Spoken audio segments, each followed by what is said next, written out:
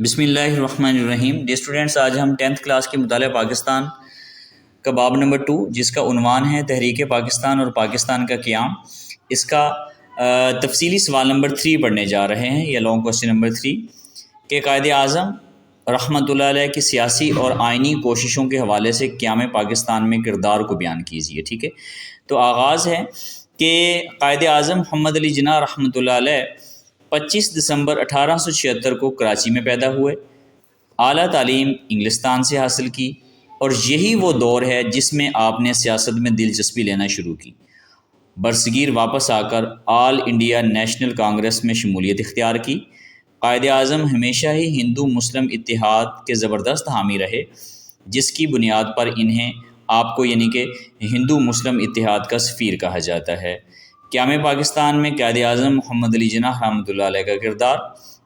منٹو مارلے اصطلاحات 1909 میں ہندوستان میں منٹو مارلے اصطلاحات کا نفاذ ہوا اور وائسرائے ہند کونسل کے اراکین کی تعداد بھی 16 سے بڑھا کر 28 کر دی گئی۔ ممبئی کے مسلمانوں نے اس کے لیے قائد اعظم محمد علی جناح کو اپنا نمائندہ جو ہے وہ مقرر کیا۔ اسی طرح مسلم لیگ میں شمولیت ہے۔ 1913 میں آپ مسلم لیگ میں شامل ہوئے اور مسلم لیگ نے ان کے کہنے پر اپنے دستور میں ترمیم کرتے ہوئے حکومتی خود مختاری کو اپنا مقصد حیات بنایا۔ آپ کی مدبرانہ سیاست نے برطانوی راج کی جڑیں ہلا کر رکھ دیں۔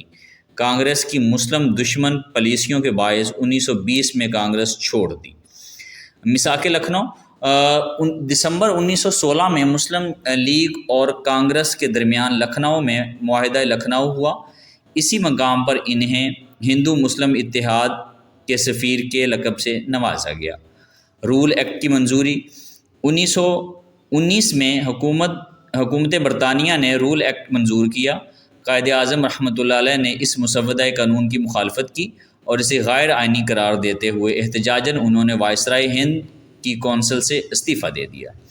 اسی طرح مشہور 14 نکات ہیں کہ 1929 میں قائد اعظم رحمۃ اللہ علیہ نے اپنے مشہور 14 نکات جو ہے وہ پیش کیے۔ اسی طرح گول میز کانفرنسز ہیں، 3 گول میز کانفرنسز 1930 سے 1932 تک لندن میں ہوئیں۔ قائد اعظم رحمۃ اللہ علیہ نے پہلی 2 کانفرنسوں میں شرکت کی۔ یہ کانفرنس کا نام جو ہے وہ ناکام ہو گئیں۔ اسی طرح مسلم لیگ کی صدارت ہے کہ 1934 میں قائد اعظم محمد علی جناح رحمۃ اللہ علیہ انگلستان سے وطن واپس آ گئے اور ان کو مسلم لیگ کی صدارت سونپ دی گئی۔ 1940 میں لاہور میں مسلم لیگ کا سالانہ جلسہ قائد اعظم رحمۃ اللہ علیہ کی صدارت میں منعقد ہوا، جس میں قرارداد پاکستان منظور جو ہے اس کی منظوری دی گئی۔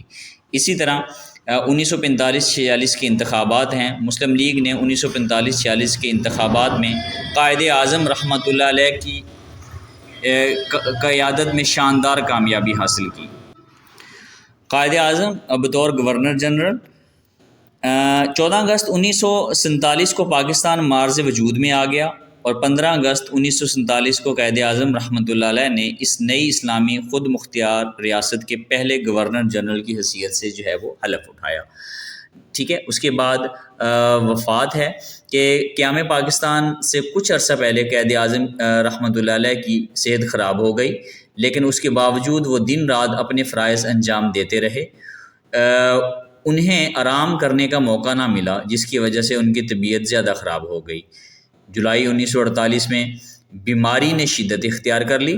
آخر کار 11 ستمبر 1948 کو اپنے خالق حقیقی سے جا ملے۔ ٹھیک ہے، اسی طرح لب لباب ہے کہ تحریک پاکستان کے جتنے بھی اکابرین ہیں، ہر ایک نے علیحدہ مملکت کے حصول کے لیے دن رات کام کیا، لیکن قوم کے وزیر اعظم محمد علی جناح علیہ کی کاوشوں اور خدمات کو بھی فراموش نہیں کیا جا سکتا۔ یہاں پہ ہیرو آئے گا، قوم کے ہیرو، ٹھیک ہے، جنہوں نے برطانیہ جیسے سامراجی طاقت کو گھٹنے ٹیکنے پر جو ہے وہ مجبور کر دیا۔ امید ہے کہ آپ لوگوں کو آج کا لیسن پسند آیا ہوگا۔ دعا میں یاد رکھیے گا۔ اللہ حافظ۔